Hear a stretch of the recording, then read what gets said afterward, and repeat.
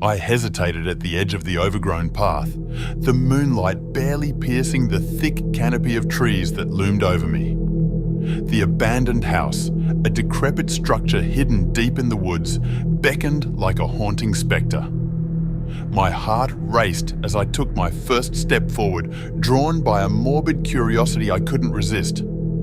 It had been the talk of our small town for as long as I could remember. They said it was cursed, that anyone who entered never came back the same. But I needed to know the truth. I needed to conquer my fears and prove to myself that there was nothing to be afraid of. The path was choked with weeds and brambles, clawing at my legs as I pressed on. The air grew colder with each step, and the oppressive silence weighed heavily on my chest. The distant hoot of an owl sounded like a mournful cry, warning me to turn back. I reached the clearing where the house stood, and the sight that met my eyes sent a shiver down my spine. The house was a derelict shell, its once grand facade now marred by time and neglect. Broken windows stared like vacant eyes, and the wooden boards creaked in the night breeze. I cautiously pushed the front door open, its rusty hinges groaning in protest. The interior was suffused with an eerie stillness, broken only by the distant howling of the wind. The air was damp and musty, carrying the scent of decay. I stepped inside, my footsteps echoing through the empty rooms. Moonlight filtered through the shattered windows, casting eerie shadows that danced on the peeling wallpaper. The walls seemed to whisper secrets of the past, and the floorboards creaked beneath my feet, as if they too had stories to tell.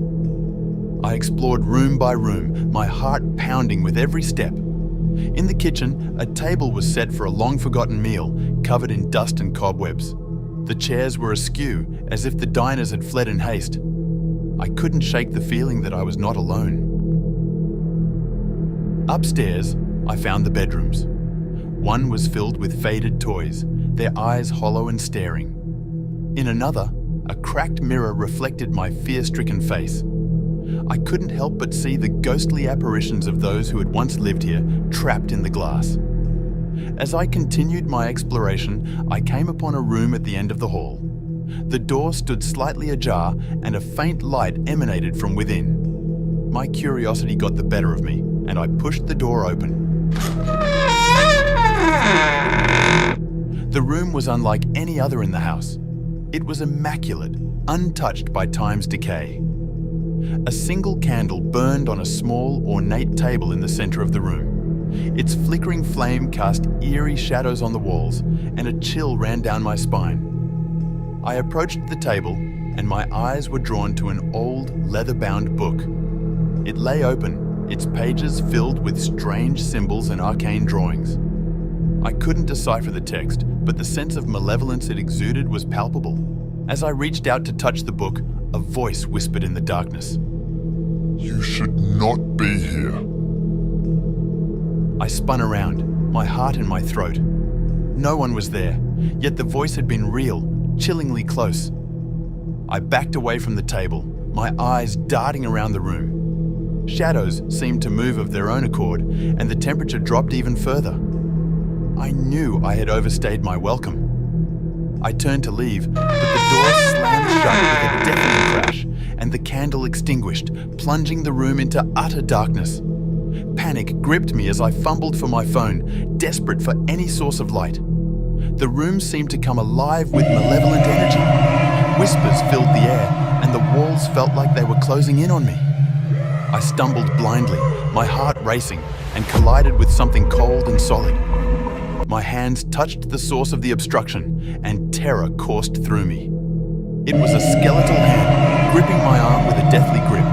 I screamed, struggling to break free, but the unseen force held me fast. The room was now filled with a cacophony of whispers, each one more sinister than the last. I could feel a presence, something ancient and malevolent surrounding me. I knew I was not alone, but I couldn't see what lurked in the darkness. In a final act of desperation, I recited the Lord's Prayer, my voice trembling with fear. As the words left my lips, the grip on my arm relented, and the room fell silent once more. I was alone, but I could sense that whatever had been awakened by my presence had not gone away. I stumbled my way out of the room and down the stairs, the darkness reluctantly giving way to the moonlit night. I burst through the front door, gasping for breath, and fled into the woods, not looking back. The abandoned house had lived up to its sinister reputation, and I had narrowly escaped its clutches. I knew now that some places were best left undisturbed, their secrets hidden in the shadows. But the horrors I had witnessed that night would haunt me forever, a chilling reminder that there are forces beyond our comprehension, lurking in the darkness, waiting to claim those who dare to trespass into the unknown.